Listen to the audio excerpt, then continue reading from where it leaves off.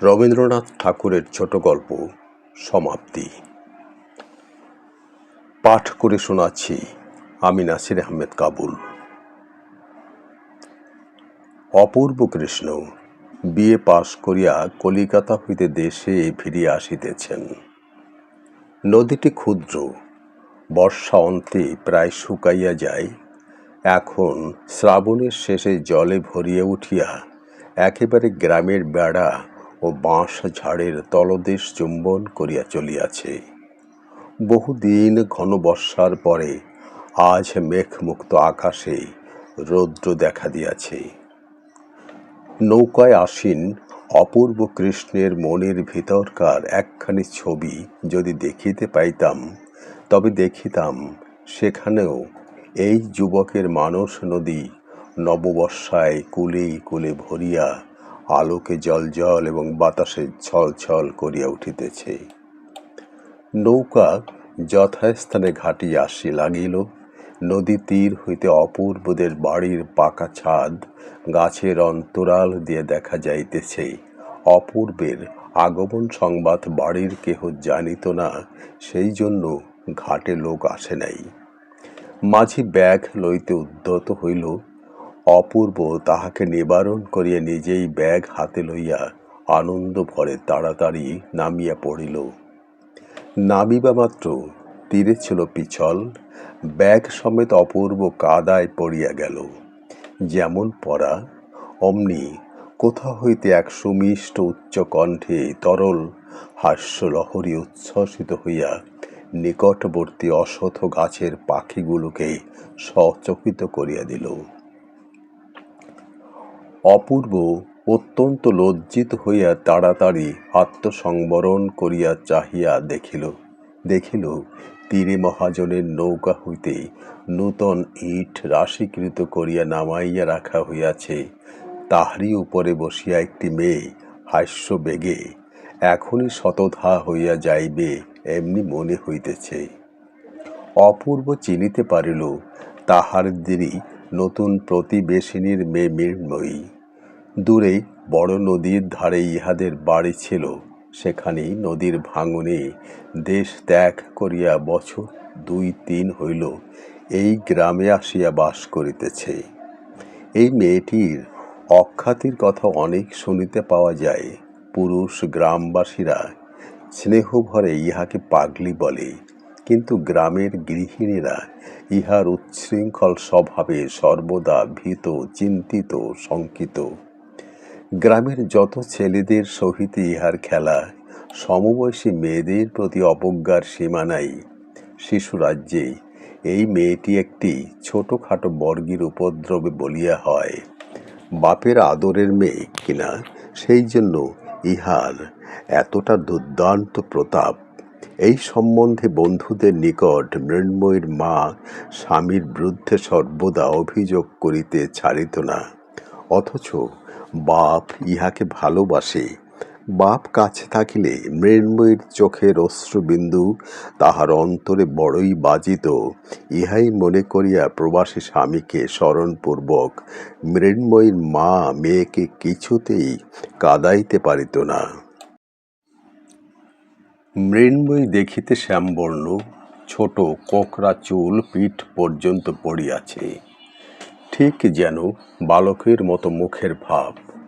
মস্ত মস্ত দুটি কালো চক্ষুতে না আছে লজ্জা, না আছে ভয়, না আছে হাব ভাব লীলার লেশ মাত্র।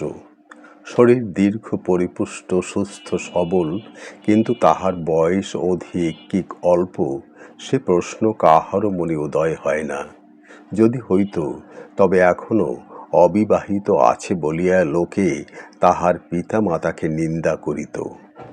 গ্রামে বিদেশি জমিদারের নৌকা কালক্রমে যেদিন ঘাটে আসিয়া লাগে, সেদিন গ্রামের লোকেরা সম্ভ্রমে শশব্যস্ত হইয়া ওঠে। ঘাটের মেয়েদের মুখ রঙ্গভূমিতে অকস্মাৎ নাসাগ্র ভাব পর্যন্ত যবনিকা পাতন হয়। কিন্তু মৃন্ময়ী কোথা হইতে একটা উলঙ্গ শিশুকে কোলে লইয়া কোঁকড়া চুলগুলি পিঠে দোলাইয়া ছুটিয়া ঘাটে আসিয়া উপস্থিত। যে দেশে ব্যাধ নাই, বিপদ নাই, সেই দেশের হরিণ শিশুর মতো নির্ভীক কৌতূহলে দাঁড়াইয়া চাহিয়া চাহিয়া দেখিতে থাকে।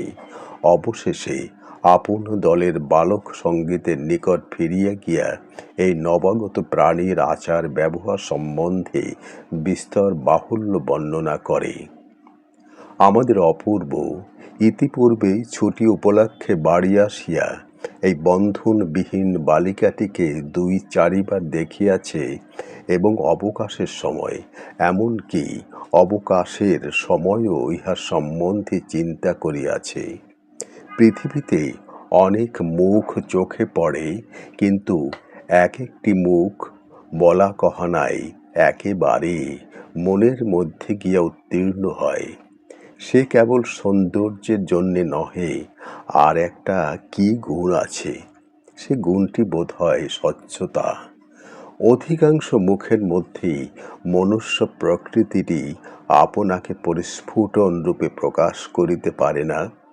যে মুখে সেই অন্তর্গুহাবাসী রহস্যময় লোকটি অবাধে বাহির হইয়া দেখা দেয়, সে মুখ সহস্রাব্দের মধ্যে চোখে পড়ে এবং এক পলকে মনে মুদ্রিত হইয়া যায়। এই বালিকার মুখে চোখে একটি দুরন্ত অবাধ্য নারী প্রকৃতি উন্মুক্ত বেগবান অরণ্য মৃগের মতো সর্বদা দেখা দেয়, খেলা করে। সেই জন্য এই জীবন চঞ্চল মুখখানি একবার দেখিলে আর সহজে ভোলা যায় না। পাঠকদিগকে বলা বাহুল্য, মৃন্ময়ীর কৌতুক হাস্যধ্বনি যতই সুমিষ্ট হোক, দুর্ভাগা অপূর্বের পক্ষে কিঞ্চিৎ ক্লেশদায়ক হইয়াছিল। সে তাড়াতাড়ি মাঝির হাতে ব্যাগ সমর্পণ করিয়া রক্তিম মুখে দ্রুত বেগে গৃহ অভিমুখে চলিতে লাগিল। আয়োজনটি অতি সুন্দর হইয়াছিল। নদীর তীর, গাছের ছায়া, পাখির গান, প্রভাতের রৌদ্র। ২০ বৎসর বয়স।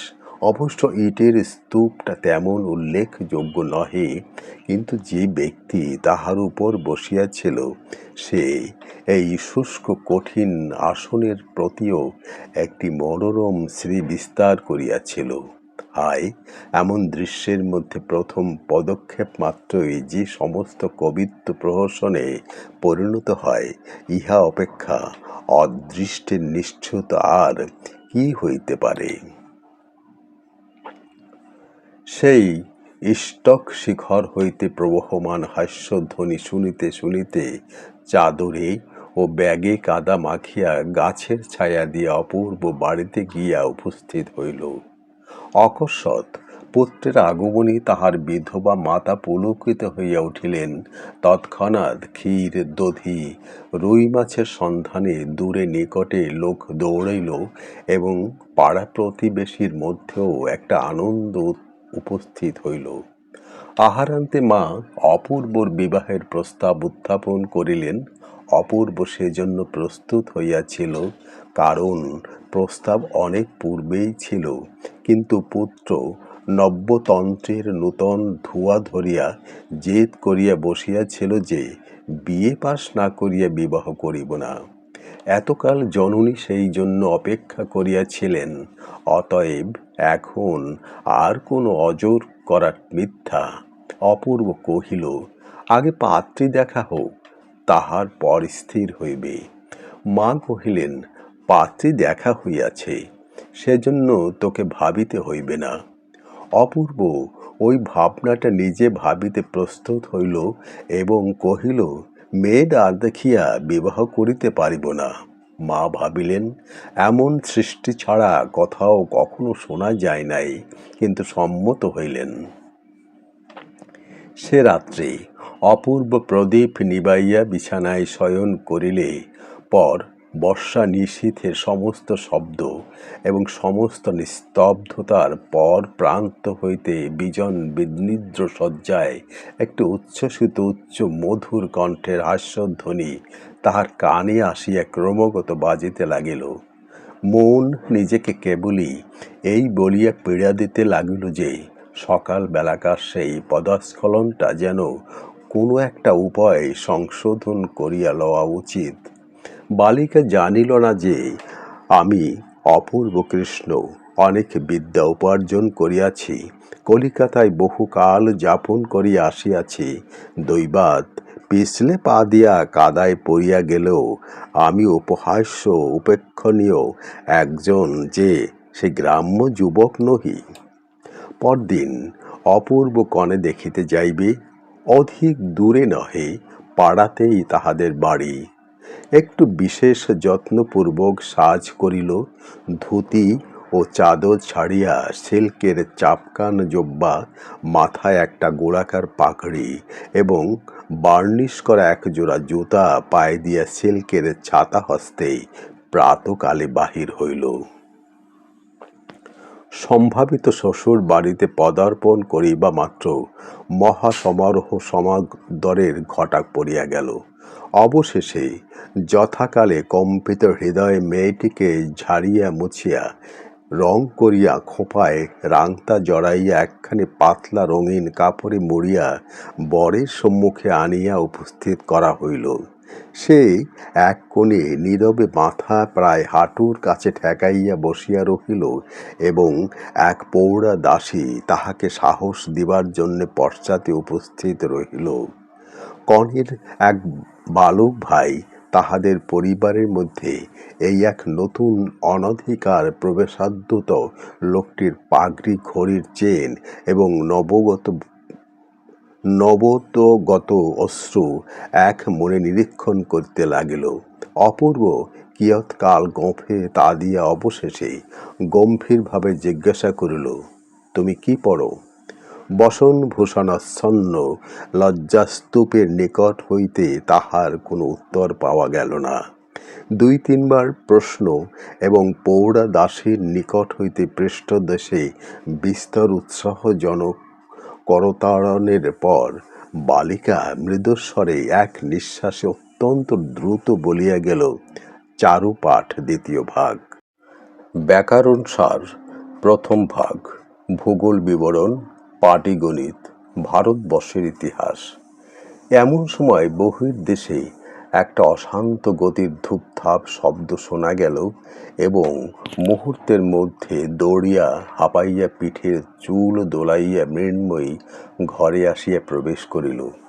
অপূর্ব কৃষ্ণের প্রতি দিকপাত না করিয়া একেবারে কনের ভাই রাখালের হাত ধরিয়া টানাটানি আরম্ভ করিয়া দিল।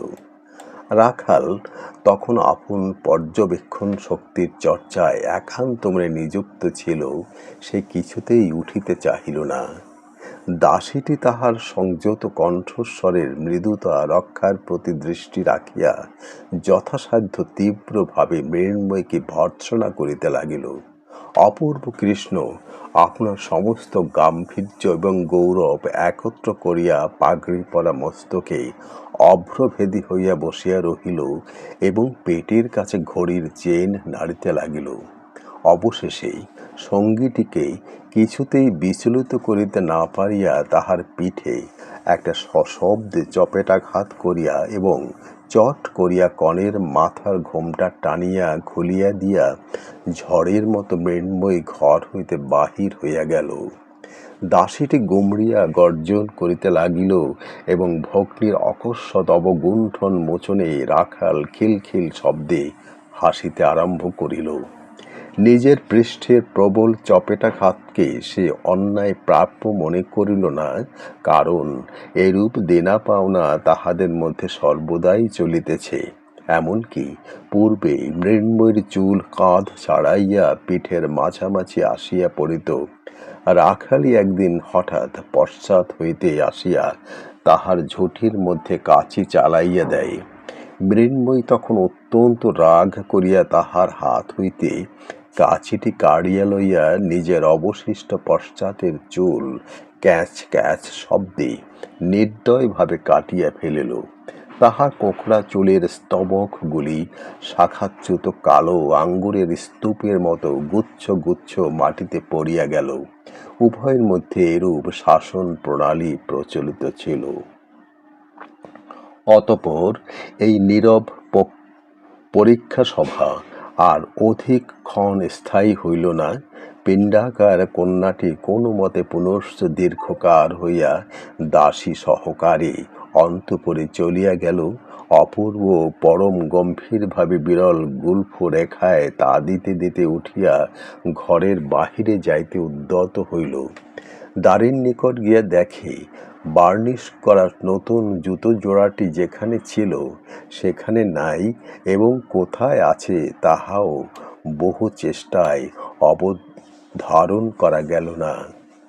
বাড়ির লোক সকলেই বিষম বিব্রত হইয়া উঠিল এবং অপরাধের উদ্দেশ্যে গালি ও ভর্ৎসনা অজস্র বর্ষিত হইতে লাগিল।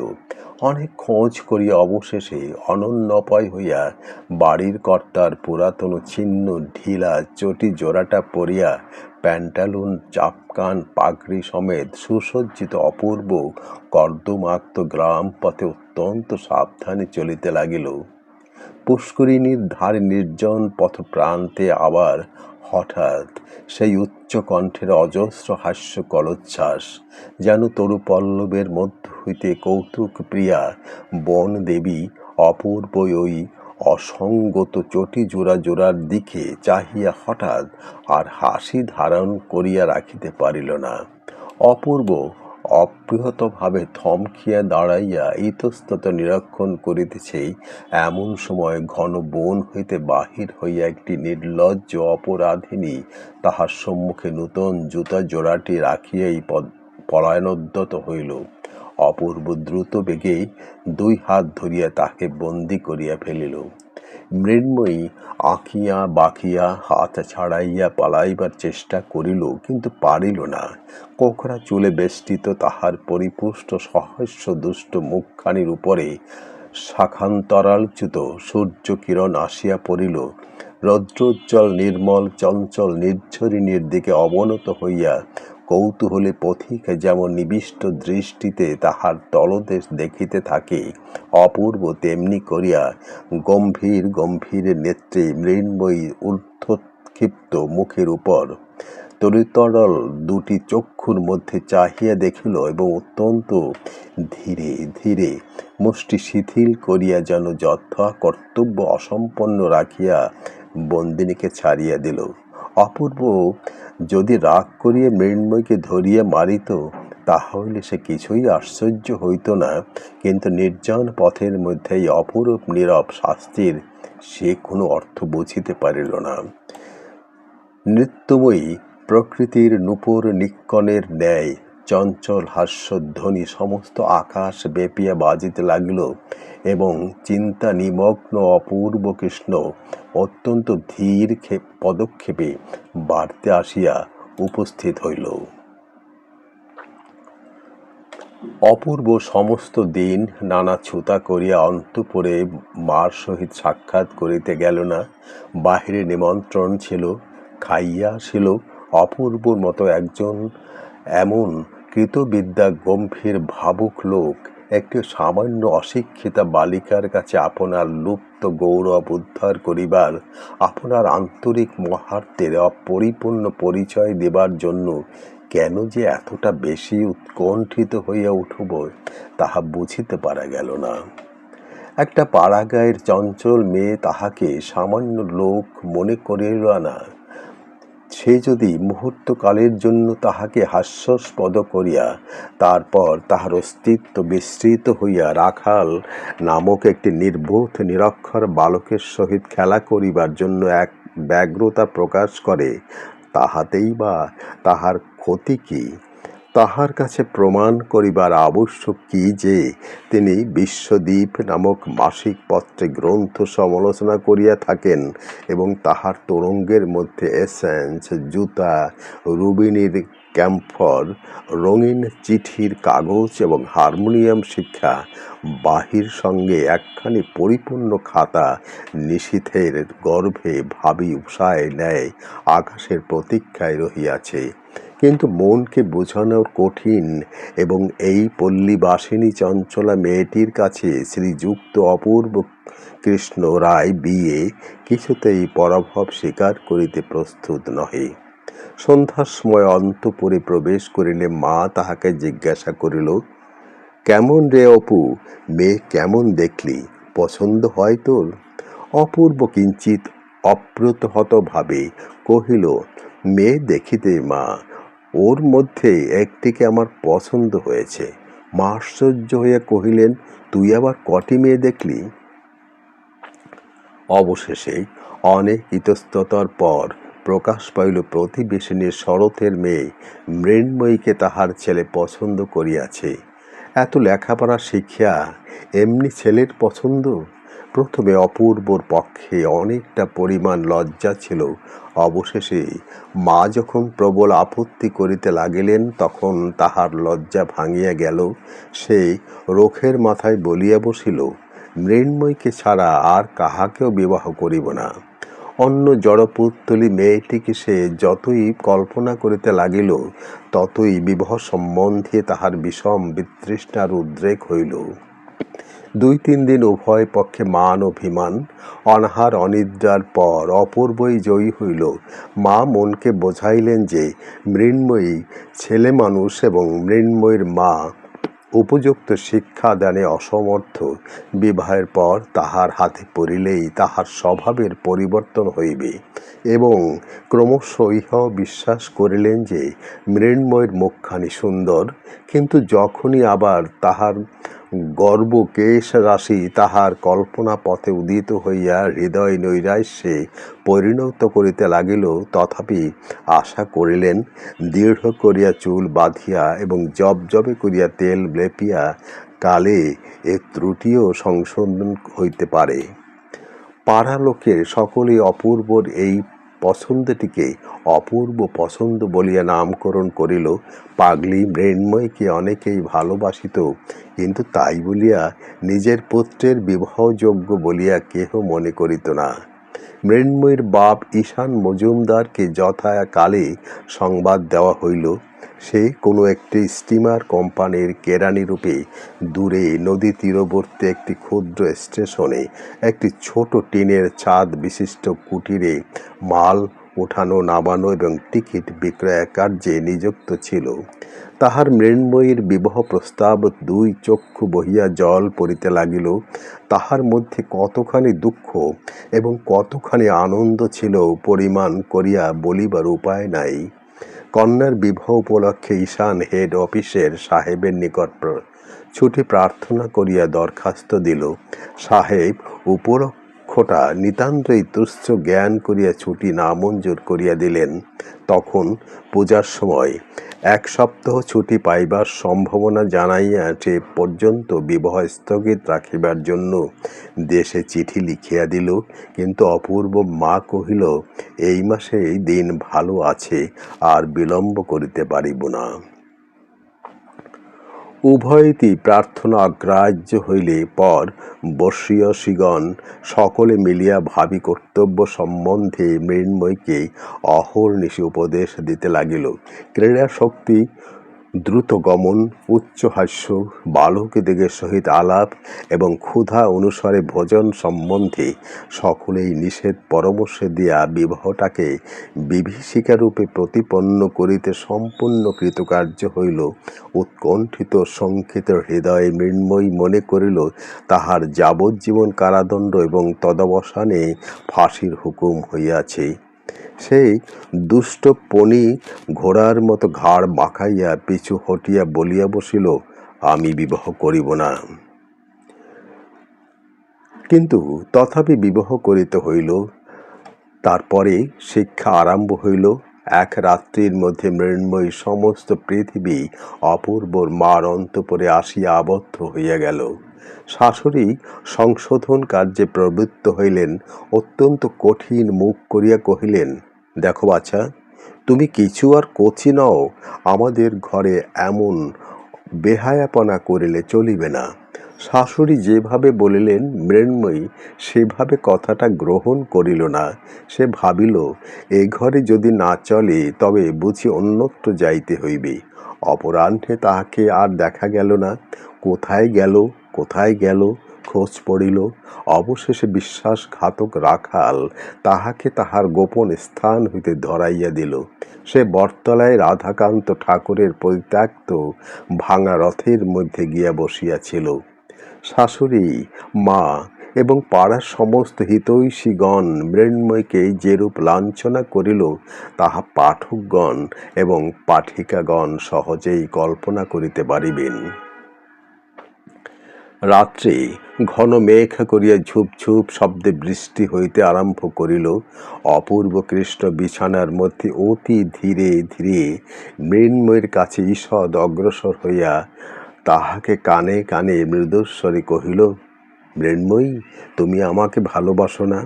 মৃন্ময়ী সতেজে বলিয়া উঠিল, না, আমি তোমাকে কখনোই ভালোবাসব না। তাহার যত রাগ এবং যত শাস্তি বিধান সমস্তই পুঞ্জীভূত বজ্রের ন্যায় অপূর্বর মাথার উপর নিক্ষেপ করিল। অপূর্ব ক্ষুণ্ণ হইয়া কহিল, কেন? আমি তোমার কাছে কি দোষ করেছি? মৃন্ময়ী কহিল, তুমি আমাকে বিবাহ করলে কেন? এ অপরাধের সন্তোষজনক কৈফিয়ত দেওয়া কঠিন, কিন্তু অপূর্ব মনে মনে কহিল, যেমন করিয়া হোক এই দুর্বাধ্য মনটিকে বশ করিতে হইবে। পরদিন শাশুড়ি মৃন্ময়ের বিদ্রোহী ভাবের সমস্ত লক্ষণ দেখিয়া তাহাকে ঘরে দরজা বন্ধ করিয়া রাখিয়া দিল। সে নূতন পিঞ্জিরাবদ্ধ পাখির মতো প্রথমে অনেকক্ষণ ঘরের মধ্যে ধড়ফড় করিয়া বেড়াইতে লাগিল। অবশেষে কোথাও পালাইবার কোনো পথ না দেখিয়া নিষ্ফল ক্রোধে বিছানার চাদরখানা দাঁত দিয়া ছিঁড়িয়া কুটি কুটি করিয়া ফেলিল এবং মাটির উপর উপুর হইয়া পড়িয়া মনে মনে বাবাকে ডাকিতে ডাকিতে কাঁদিতে লাগিল। এমন সময় ধীরে ধীরে কে তাহার পাশে আসিয়া বসিল। সস্নেহে তাহার ধূলিলুণ্ঠিত চুলগুলি কপলের উপর হইতে তুলিয়া দিবার চেষ্টা করিল। মৃন্ময়ী সবলে মাথা নাড়িয়া তাহার হাত সরাইয়া দিল। অপূর্ব কানের কাছে মুখ নত করিয়া মৃদুস্বরে কহিল, আমি লুকিয়ে দরজা খুলে দিয়েছি, এসো আমরা খিড়কির বাগানে পালিয়ে যাই। মৃন্ময়ী প্রবল বেগে মাথা নাড়িয়া সরোদনে কহিল, না। অপূর্ব তাহাকে চিবুক ধরিয়া মুখ তুলিয়া দিবার চেষ্টা করিয়া কহিল, একবার দেখো কে এসেছে। রাখাল ভূপতিত মৃন্ময়ের দিকে চাহিয়া হতবুদ্ধির ন্যায় দ্বারের কাছে দাঁড়াইয়াছিল। মৃন্ময়ী মুখ না তুলিয়া অপূর্বর হাত ঠেলিয়া দিল। অপূর্ব কহিল, রাখাল তোমার সঙ্গে খেলা করিতে এসেছে, খেলতে যাবে? সেই বিরক্ত উচ্ছ্বসিত স্বরে কহিল, না।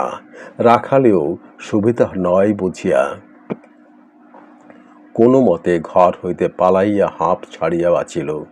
অপূর্ব চুপ করিয়া বসিয়া রহিল।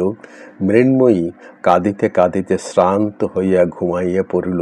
তখন অপূর্ব পা টিপিয়া বাহির হইয়া দ্বারে শিকল দিয়া চলিয়া গেল।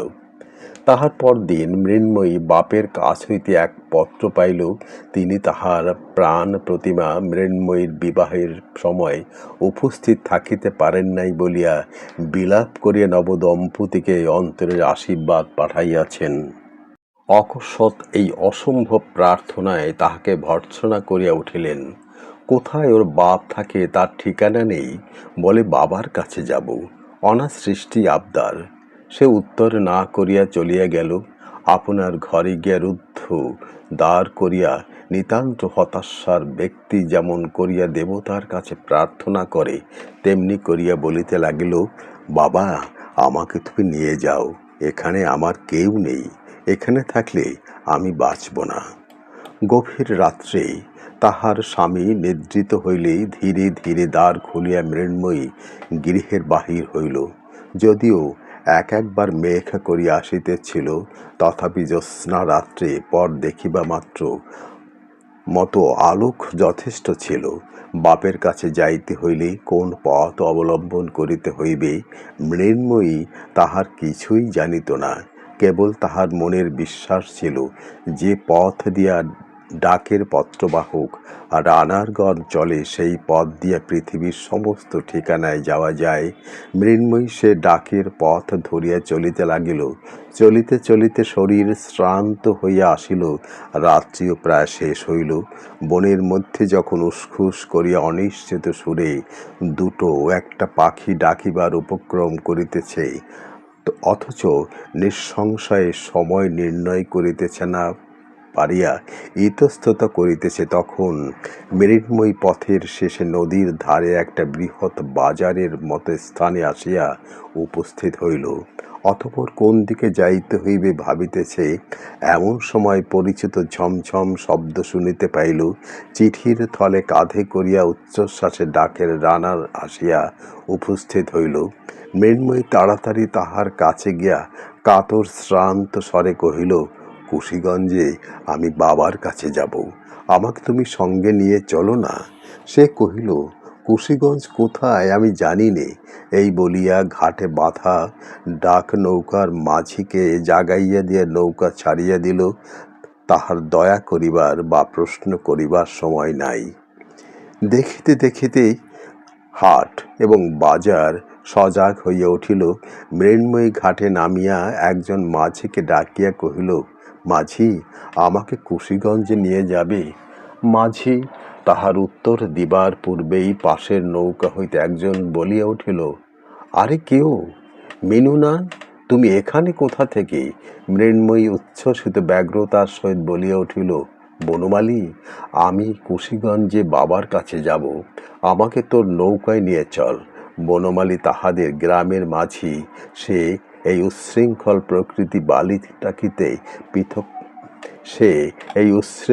প্রকৃতি বালিকাটিকে বিলক্ষণ চিনিত। সে কহিল, বাবার কাছে যাবে? সে তো বেশ কথা, চলো, আমি তোমাকে নিয়ে যাচ্ছি। মৃন্ময়ী নৌকায় উঠিল। মাঝি নৌকা ছাড়িয়া দিল। মেঘ করিয়া মুষলধারে বৃষ্টি আরম্ভ হইল। ভাদ্র মাসের পূর্ণ নদী ফুলিয়া ফুলিয়া নৌকা দোলাইতে লাগিল। মৃন্ময়ী সমস্ত শরীর নিদ্রায় আচ্ছন্ন হইল। অঞ্চল পাতিয়া সে নৌকার মধ্যে শয়ন করিল এবং এই দুরন্ত বালিকা নদী দোলায় প্রকৃতির স্নেহপালিত শান্ত শিশুটির মতো অকাতরে ঘুমাইতে লাগিল। জাগিয়া উঠে দেখিল, সে তাহার শ্বশুর বাড়িতে খাটে শুইয়া আছে। তাহাকে জাগিতে দেখিয়া ঝি বকিতে আরম্ভ করিল। ঝি কণ্ঠস্বরে শাশুড়ি আসিয়া অত্যন্ত কঠিন কঠিন করিয়া বলিতে লাগিলেন। মৃন্ময়ী বিস্ফারিত নেত্রে নীরবে তাহার মুখের দিকে চাহিয়া রহিল। অবশেষে তিনি যখন তাহার বাপের শিক্ষা দোষের উপর কটাক্ষ করিয়া বলিলেন, তখন মৃন্ময়ী দ্রুত পদে পাশের ঘরে প্রবেশ করিয়া ভিতর হইতে শিকল বন্ধ করিয়া দিল। অপূর্ব লজ্জার মাথা খাইতে মাকে আসিয়া বলিল, মা, বউকে 2-1 দিনের মধ্যে একবার বাপের বাড়ি পাঠিয়ে দিতে দোষ কি? মা অপূর্বকে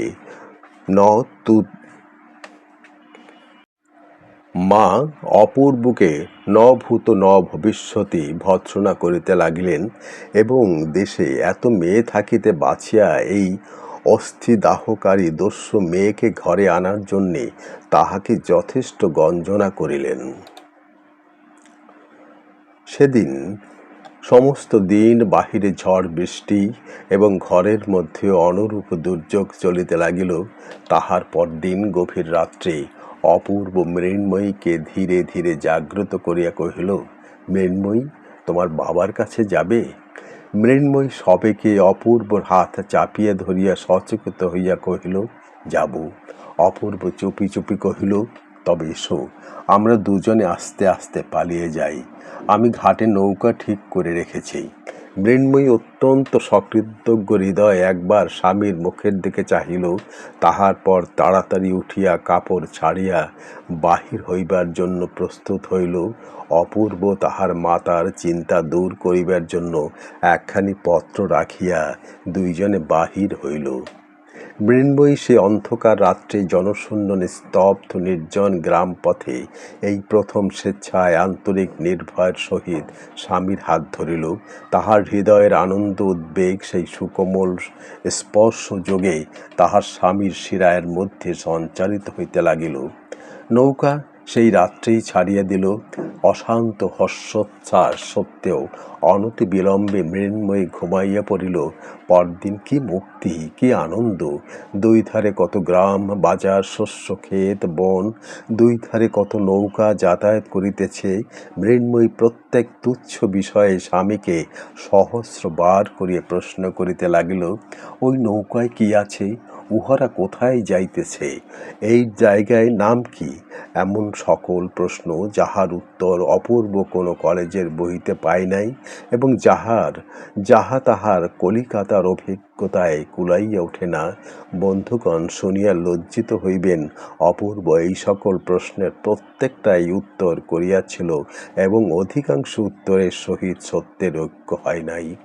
যথা, সে তিলের নৌকাকে তিসির নৌকা, পাঁচ বেড়েকে রায়নগর এবং মুন্সেফের আদালতকে জমিদারি কাছারি বলিতে বিন্দু মাত্র কুণ্ঠিত বোধ করে নাই, এবং এই সমস্ত ভ্রান্ত উত্তরে বিশ্বস্ত হৃদয় প্রশ্নকারিণীর সন্তোষের তিলমাত্র ব্যাঘাত জন্মায় নাই। পরদিন সন্ধ্যাবেলায় নৌকা কুশীগঞ্জে গিয়া পৌঁছিল। টিনের ঘরেই একখানি ময়লা চৌকা কাঁচের লণ্ঠনে তেলের বাতি জ্বালাইয়া ছোট ডেস্কের উপর একখানি চাদর বাঁধা মস্ত খাতা রাখিয়া গা খোলা ঈশানচন্দ্র টুলের উপর বসিয়া হিসাব লিখিতেছিলেন। এমন সময় নবদম্পতি ঘরের মধ্যে প্রবেশ করিল। মৃন্ময়ী ডাকিল, বাবা। সে ঘরে এমন কণ্ঠধ্বনি এমন করিয়া কখনো ধ্বনিত হয় নাই। ঈশানের চোখ দিয়া দরদর করিয়া অশ্রু পড়িতে লাগিল। সে কি বলিবে, কি করিবে কিছুই ভাবিয়া পাইল না। তাহার মেয়ে এবং জামাই যেন সাম্রাজ্যের যুবরাজ এবং যুবরাজ মহিষী। এই সমস্ত পাটের বস্তার মধ্যে তাহাদের উপযুক্ত সিংহাসন কেমন করিয়া নির্মিত হইতে পারে, ইহাই যেন তাহার দিশাহারা বুদ্ধি ঠিক করিয়া উঠিতে পারিল না। তাহার পর আহারের ব্যবহার, সেও এক চিন্তা। দরিদ্র কেরানি নিজ হস্তে ডাল ভাত পাক করিয়া খায়। আজই এই প্রথম আনন্দের দিনে সে কি করিবে, কি খাওয়াইবে? মৃন্ময়ী কহিল, বাবা, আজ আমরা সকলে মিলিয়া রাঁধিব। অপূর্ব এই প্রস্তাবে সাতিশয় উৎসাহ প্রকাশ করিলেন। ঘরের মধ্যে স্থানাভাব, লোকাভাব, অন্নাভাব, কিন্তু ক্ষুদ্র ছিদ্র হইতে ফোয়ারা যেমন চতুর্গুণ বেগে উত্থিত হয়, তেমনি দারিদ্র্যে সংকীর্ণ মুখ হইতে আনন্দ পরিপূর্ণ ধারায় উচ্ছ্বসিত হইতে লাগিল। এমনি করিয়া 3 দিন কাটিল। 2 বেলা নিয়মিত স্টিমার আসিয়া লাগে। কত লোক, কত কোলাহল। সন্ধ্যাবেলায় নদী তীর একেবারে নির্জন হইয়া যায়। তখন কি অবাধ স্বাধীনতা! এবং 3 জনে মিলিয়া নানা প্রকার জোগাড় করিয়া, ভুল করিয়া, এক করিতে আর এক করিয়া তুলিয়া রাধা বাড়া। তাহার পরে মৃন্ময়ী বলয় ঝঙ্কৃত স্নেহ হস্তের পরিবেশনে শ্বশুর জামাতার একত্রে আহার এবং গৃহিণীপনার সহস্র ত্রুটি প্রদর্শনপূর্বক মৃন্ময়ীকে পরিহাস ও তাহা লইয়া বালিকার আনন্দ কলহ এবং মৌখিক অভিমান। অবশেষে অপূর্ব জানাইল আর অধিক দিন থাকা উচিত হয় না। মৃন্ময়ী করুণ স্বরে আরও কিছুদিন সময় প্রার্থনা করিল। ঈশান কহিল, কাজ নাই। বিদায়ের দিন কন্যাকে বুকের কাছে টানিয়া তাহার মাথায় হাত রাখি অশ্রু গদগদ কণ্ঠে ঈশান কহিল, মা, তুমি শ্বশুর ঘর উজ্জ্বল করিয়া লক্ষ্মী হইয়া থাকিও। কেহ যেন আমার মিনুর কোনো দোষ ধরিতে না পারে। মৃন্ময়ী কাঁদিতে কাঁদিতে স্বামীর সহিত বিদায় হইল, এবং ঈশান সেই দ্বিগুণ নিরানন্দ সংকীর্ণ ঘরের মধ্যে ফিরিয়া গিয়া দিনের পর দিন, মাসের পর মাস নিয়মিত মাল ওজন করিতে লাগিল। এই অপরাধী যুগল গৃহে ফিরিয়া আসিলে মা অত্যন্ত গম্ভীরভাবে রহিলেন, কোনো কথা কহিলেন না। কাহারও ব্যবহারের প্রতি এমন কোনো দোষারোপ করিলেন না যাহা সে খালন করিতে চেষ্টা করিতে পারে। এই নীরব অভিযোগ, নিস্তব্ধ অভিমান লৌহ ভারের মতো সমস্ত ঘর কন্যার উপর অটলভাবে চাপিয়া রহিল। অবশেষে অসহ্য হইয়া উঠিলে অপূর্ব আসিয়া কহিল, মা, কলেজ খুলেছে, এখন আমাকে আইন পড়তে যেতে হবে। মা উদাসীনভাবে কহিলেন, বউয়ের কি হবে? অপূর্ব কহিল, বউ এখানে থাক। মা কহিলেন, না বাপু, কাজ নাই, তুমি তাকে তোমার সঙ্গে নিয়ে যাও। সচরাচর মা অপূর্বকে তুই সম্বোধন করিয়া থাকেন।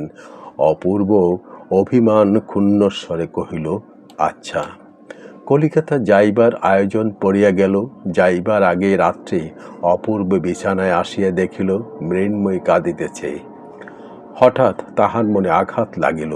বিষণ্ণ কণ্ঠে কহিল, মৃন্ময়ী, আমার সঙ্গে কলিকাতায় যেতে তোমার ইচ্ছে করছে না?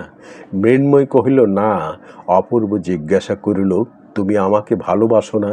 এই প্রশ্নের কোনো উত্তর পাইল না।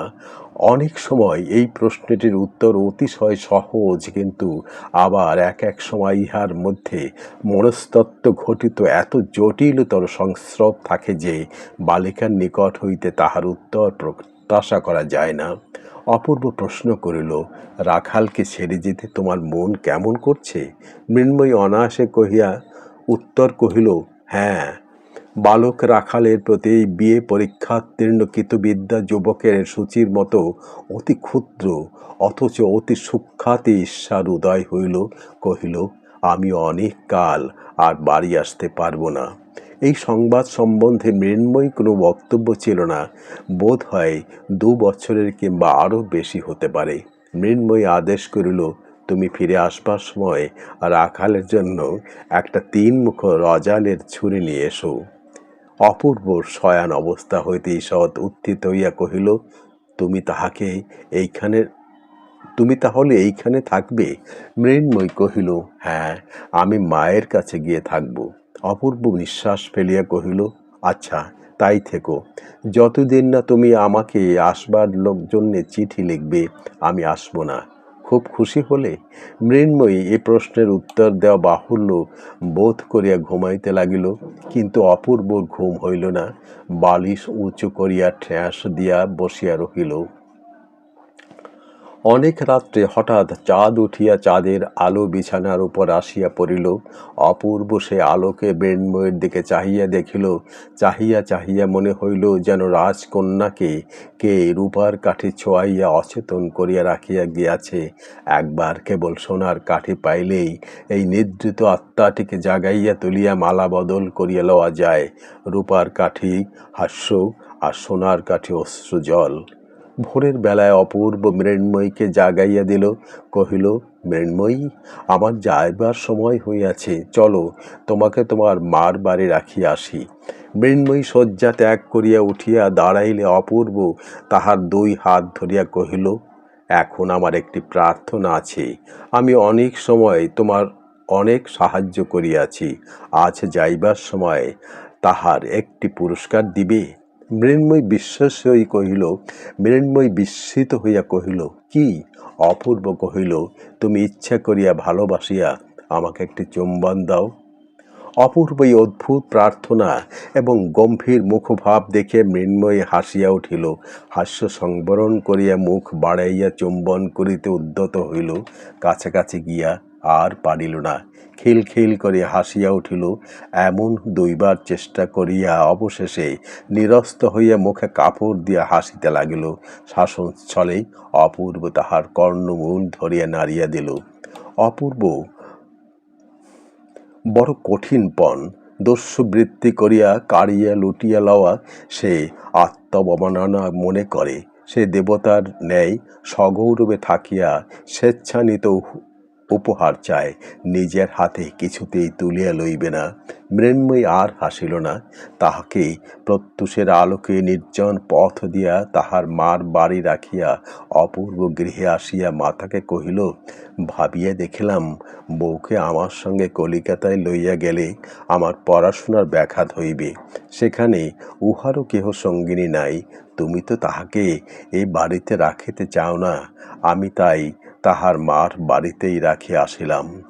সুগভীর অভিমানের মধ্যে মাতা পুত্রের বিচ্ছেদ হইল। মার বাড়িতে আসে মৃন্ময়ী দেখিল, কিছুতেই আর মন লাগিতেছে না। সে বাড়ির আগাগোড়া যেন বদলাইয়া গিয়াছে। সময় আর কাটে না। কি করিবে, কোথায় যাইবে, কাহার সহিত দেখা করিবে ভাবিয়া পাইল না। মৃন্ময়ীর হঠাৎ মনে হইল যেন সমস্ত গৃহে এবং সমস্ত গ্রামে কেহ লোক নাই। যেন মধ্যাহ্নে সূর্যগ্রহণ হইল। কিছুতেই বুঝিতে পারিল না আজ কলিকাতায় চলিয়া যাইবার জন্য এত প্রাণপণ ইচ্ছা করিতেছে, কাল রাত্রে এই ইচ্ছা কোথায় ছিল?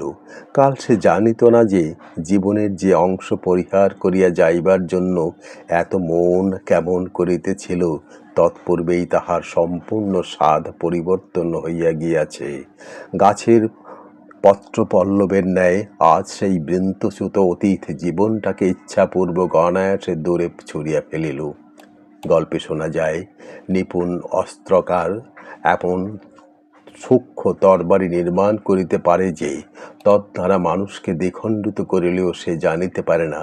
অবশেষে নাড়া দিলে দুই অখণ্ড ভিন্ন হইয়া যায়।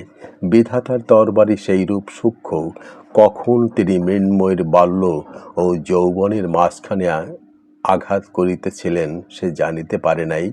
আজ কেমন করিয়া নাড়া পাইয়া বাল্য অংশ যৌবন হইতে বিচ্যুত হইয়া পড়িল এবং মৃন্ময়ী বিস্মিত হইয়া ব্যথিত হইয়া চাহিয়া রহিল।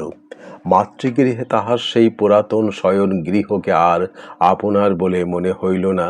সেখানে যে থাকিত সে হঠাৎ আর নাই। এখন হৃদয়ের সমস্ত স্মৃতি সেই আর একটা বাড়ি, আর একটা ঘর, আর একটা শয্যার কাছে গুনগুন করিয়া বেড়াইতে লাগিল। মৃন্ময়ীকে আর কেহ বাড়িতে দেখিতে পাইল না। তাহার হাস্যধ্বনি আর শোনা যায় না। রাখাল তাহাকে দেখিলে ভয় করে, খেলার কথা মনেও আসে না। মৃন্ময়ী মাকে বলিল, মা, আমাকে শ্বশুর বাড়ি রেখে যায়, আয়। এদিকে বিদায়কালীন পুত্রের বিষণ্ণ মুখ স্মরণ করিয়া অপূর্বর মার হৃদয় বিদীর্ণ হইয়া যায়। সে যে রাগ করিয়া বউকে বেহানের বাড়ি রাখিয়া আসিয়াছে, ইহা তাহার মনে বড় বিধিতে লাগিল। হেনকালে একদিন মাথায় কাপড় দিয়ে মৃন্ময়ী ম্লান মুখে শাশুড়ির পায়ের কাছে পড়িয়া প্রণাম করিল। শাশুড়ি তৎক্ষণাৎ ছল নেত্রে তাহাকে বক্ষে চাপিয়া ধরিলেন। মুহূর্তের মধ্যে উভয়ের মিলন হইয়া গেল। শাশুড়ি বধূর মুখের দিকে চাহিয়া আশ্চর্য হইয়া গেলেন। সে মৃন্ময়ী আর নাই। এমন পরিবর্তন সাধারণত সকলের সম্ভব নহে। বৃহৎ পরিবর্তনের জন্য বৃহৎ বলের আবশ্যক। শাশুড়ি স্থির করিয়াছিলেন মৃন্ময়ের দোষগুলি একটি একটি করিয়া সংশোধন করিবেন, কিন্তু আর একজন অদৃশ্য সংশোধনকর্তা একটি অজ্ঞাত সংক্ষেপে উপায় অবলম্বন করিয়া মৃন্ময়ীকে যেন একটি নতুন জন্ম পরিগ্রহ করাইয়া দিলেন। এখন শাশুড়িকে মৃন্ময়ী বুঝিতে পারিল, শাশুড়িও মৃন্ময়ীকে চিনিতে পারিলেন। তরুর সহিত শাখা প্রশাখার যেরূপ মিল, সমস্ত ঘর কন্যা তেমনি পরস্পর অখণ্ড সম্মিলিত হয়ে গেল। এই যে একটি গম্ভীর স্নিগ্ধ বিশাল রমণী প্রকৃতি মৃন্ময়ীর সমস্ত শরীরে ও সমস্ত অন্তরে রেখায় রেখায় ভরিয়া ভরিয়া উঠিত, ইহাকে তাহাতে কেন বেদনা দিতে লাগিল? প্রথম আষাঢ়ের শ্যাম সজল নবমেঘের মতো তাহার হৃদয়ে একটি অশ্রুপূর্ণ বিস্তীর্ণ অভিমানের সঞ্চার হইল। সেই অভিমান তাহার চোখের ছায়াময় সুদীর্ঘ পল্লবের উপর আর একটি গভীরতর ছায়া নিক্ষেপ করিল। সে মনে মনে বলিতে লাগিল, আমি আমাকে বুঝিতে পারি নাই বলিয়া তুমি আমাকে বুঝিলে না কেন? তুমি আমাকে শাস্তি দিলে না কেন? তোমার ইচ্ছানুসারে আমাকে চালনা করিলে না কেন? আমি রাক্ষসী যখন তোমার সঙ্গে কলিকাতায় যাইতে চাহিলাম না, তুমি আমাকে জোর করিয়া ধরিয়া লইয়া গেলে না কেন? তুমি আমার কথা শুনিলে কেন? আমার অনুরোধ মানিলে কেন? আমার অবাধ্যতা সহিলে কেন? তাহার পর অপূর্ব যেদিন প্রভাতে পুষ্করিণী তীরের নির্জন পথে তাহাকে বন্দী করিয়া কিছু না বলিয়া একবার কেবল তাহার মুখের দিকে চাহিয়াছিল, সেই পুষ্করিণী, সেই পথ, সেই তরুতল, সেই প্রভাতের রৌদ্র এবং সেই হৃদয় ভারাবনত গভীর দৃষ্টি তাহার মনে পড়িল এবং হঠাৎ সে তাহার সমস্ত অর্থ বুঝিতে পারিল। তাহার পর সেই বিদায়ের দিনের সেই চুম্বন অপূর্বর মুখের দিকে অগ্রসর হইয়া ফিরিয়া আসিয়াছিল। সেই অসম্পূর্ণ চুম্বন এবং মরীচিকা বিভুমুখে তৃষ্ণার্ত পাখির ন্যায় ক্রমাগত সেই অতীত অবসরের দিকে ধাবিত হইতে লাগিল। কিছুতেই তাহার আর পিপাসা মিটিল না। এখন থাকিয়া থাকিয়া মনে কেবল উদয় হয়, আহা, অমুক সময়টিতে যদি এমন করিতাম, অমুক প্রশ্নের যদি উত্তর দিতাম। তখন যদি এমন হইত। অপূর্বর মনে এই বলিয়া ক্ষোভ জন্মিয়াছিল যে মৃন্ময়ী আমার সম্পূর্ণ পরিচয় পায় নাই। মৃন্ময়ীও আজ বসিয়া বসিয়া ভাবে তিনি আমাকে কি মনে করিলেন, কি বুঝিয়া গেলেন। অপূর্ব তাহাকে যে দুরন্ত চপল অবিবেচক নির্বোধ বালিকা বলিয়া জানিল, পরিপূর্ণ হৃদয়ামৃত ধারায় প্রেম পিপাসা মিটাইতে সক্ষম রমণী বলিয়া পরিচয় পাইল না। ইহাতেই সে পরিতাপের লজ্জায় ধিক্কারে পীড়িত হইতে লাগিল। চুম্বনের এবং সোহাগের যে ঋণগুলি অপূর্বর মাথায় বালিশের উপর পরিশোধ করিতে লাগিল, এমনি ভাবে কতদিন কাটিল। অপূর্ব বলিয়া গিয়াছিল, তুমি চিঠি না লিখিলে আমি বাড়ি ফিরিব না। মৃন্ময়ী তাহাই স্মরণ করিয়া একদিন ঘরে দ্বার রুদ্ধ করিয়া চিঠি লিখিতে বসিল। অপূর্ব তাহাকে যে সোনালি পাড় দেওয়া রঙিন কাগজ দিয়াছিল তাহাই বাহির করিয়া বসিয়া ভাবিতে লাগিল। খুব যত্ন করিয়া ধরিয়া লাইন বাঁকা করিয়া অঙ্গুলিতে কালি মাখিয়া অক্ষর ছোট বড় করিয়া উপরে কোনো সংবোধন না করিয়া একেবারে লিখিল, তুমি আমাকে চিঠি লেখো না কেন? তুমি কেমন আছো? আর তুমি বাড়ি এসো। আর কি বলিবার আছে কিছুই ভাবিয়া পাইল না। আসল বক্তব্য কথা সবগুলি বলা হইয়া গেল বটে, কিন্তু মনুষ্য সমাজে মনের ভাব আর একটু বাহুল্য করিয়া প্রকাশ করা আবশ্যক। মৃন্ময়ীও তাহা বুঝিল। এই জন্য আরও অনেকক্ষণ ভাবিয়া ভাবিয়া আর কয়েকটি নতুন কথা যোগ করিয়া দিল।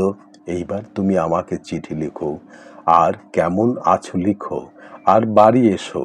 মা ভালো আছেন, বিশু পুটি ভালো আছে, কাল আমাদের কালো গরুর বাছুর হয়েছে। এই বলিয়া চিঠি শেষ করিল। চিঠি লেফাফায় মরিয়া প্রত্যেক অক্ষরটির উপর একটি ফোঁটা করিয়া মনের ভালোবাসায় দেয়া লিখিল, শ্রীযুক্ত বাবু অপূর্ব কৃষ্ণ রায়। ভালোবাসা যতই দিক তবু লাইন সোজা, অক্ষর সুস্বাদ এবং বানান শুদ্ধ হইল না। লেফাফায় নামকৃত নামটুকু ব্যতীত আরও যে কিছু লেখা আবশ্যক মৃন্ময়ী তাহা জানা ছিল না। পাছে শাশুড়ি অথবা আর কাহারও দৃষ্টিপথে পড়ে, সেই লজ্জায় চিঠিখানি একটি বিশ্বস্ত দাসীর হাতে দিয়া ডাকে পাঠাইয়া দিল। বলা বাহুল্য, এ পত্রের কোনো ফল হইল না। অপূর্ব বাড়ি আসিল না। মা দেখিলেন ছুটি হইল, তবু অপূর্ব বাড়ি আসিল না। মনে করিলেন এখনো সে তাহার উপর রাগ করিয়াছে। মৃন্ময়ীও স্থির করিল অপূর্ব তাহার উপর বিরক্ত হইয়াছে।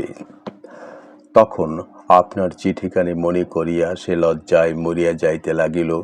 সেই চিঠিখানা যে কত তুচ্ছ, তাহাতে যে কোনো কথাই লেখা হয় নাই, তাহার মনের ভাব যে কিছুতেই প্রকাশ করা হয় নাই, সেটা পাঠ করিয়া অপূর্ব যে মৃন্ময়কে আরও ছেলে মানুষ মনে করিতেছে, মনে মনে আরও অবজ্ঞা করিতেছে, ইহা ভাবিয়া সে শরবৃদ্ধের ন্যায় অন্তরে অন্তরে ছটফট করিতে লাগিল।